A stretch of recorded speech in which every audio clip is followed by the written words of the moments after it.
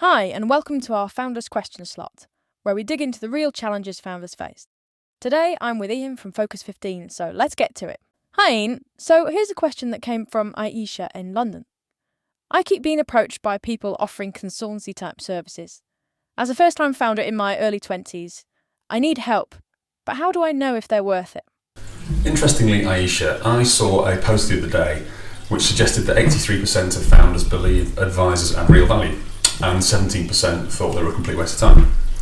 There are plenty of other reports around suggesting that startups benefit from support. They have a greater chance of survival and of raising finance, for example. But there are also some less flattering ones out there. The British Business Bank, for instance, about 5 years ago, did a report which said they found very little benefit, very little impact. And I kind of think both are correct in their own way. It's not the concept of support, it's the quality of it. You look at most things in life, you wouldn't say all doctors are good, or all teachers are good, or even all politicians are bad. There are good and bad in everything.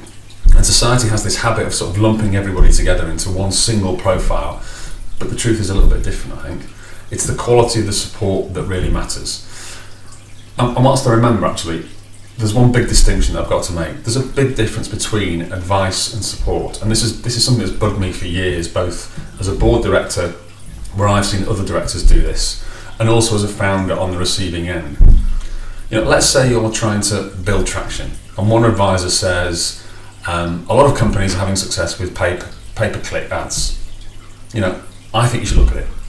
The other advisor says, I've been having a look at pay-per-click ads, and the cost per click for your market is around £2.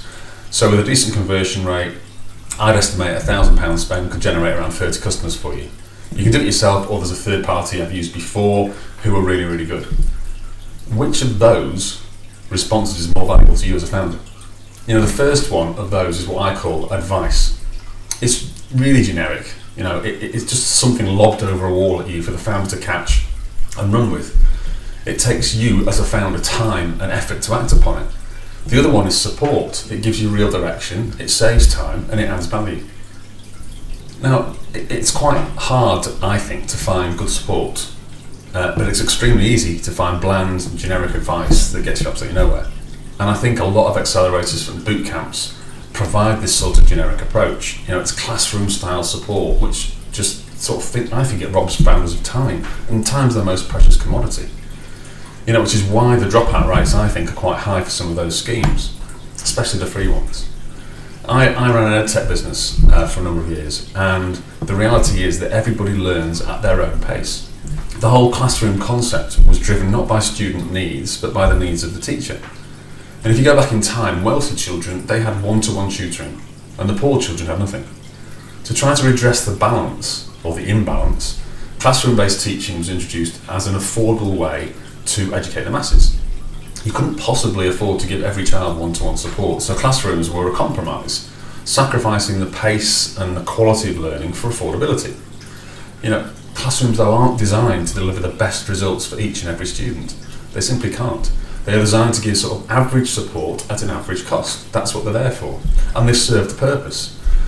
But that's why if you ask a founder who's been on an accelerator or similar, where the classroom approach with advice lobbed over the wall is predominant, then their experience is likely to be average. But if you ask a founder who's received one-to-one support, genuine support, then I suspect the results will be much more positive.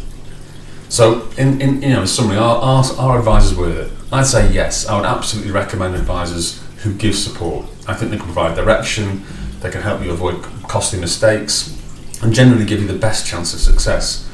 But I'd be really wary of anything that simply offers advice. If you want that, just go and ask a question to ChatGPT or something. It's much easier, it'll be much quicker for you. It probably won't help you much, but at least you won't waste your time and money. That's all for this edition of Founders Questions, and thanks to Ian for sharing his insights. Don't forget, if you have any questions you'd like answering, just pop them in the comments, and we'll do our best to bring you the answers in a future recording. In the meantime, stay focused and see you soon.